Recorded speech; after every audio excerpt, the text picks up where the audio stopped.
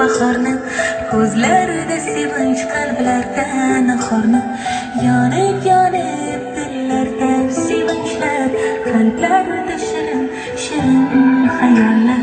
Quyoshdan go'zal nurlar sochilar, bog'larimda ochildi gullar.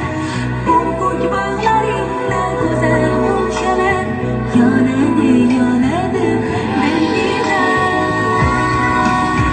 Bahor bahor kelding sen, bahor sen qalblarga nur solding. Bahor go'zal bog'u atir gullarni hidlarin taratding sen. Bahor bahor bahor kelding sen, bahor sen qalblarga nur solding. Bahor go'zal bog'u atir gullarni hidlarin taratding sen. Bahor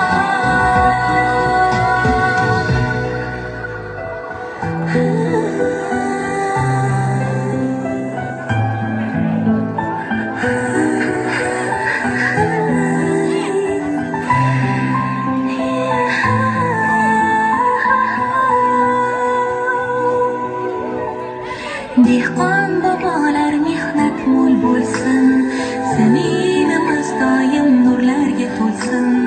Vatanim jonim tilim o'zbegim, bag'ringda insonlar yayrab kulsin.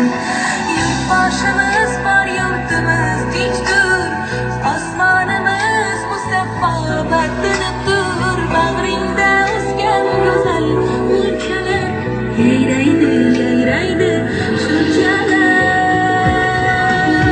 Bahor bahor kelding sen, bahor sen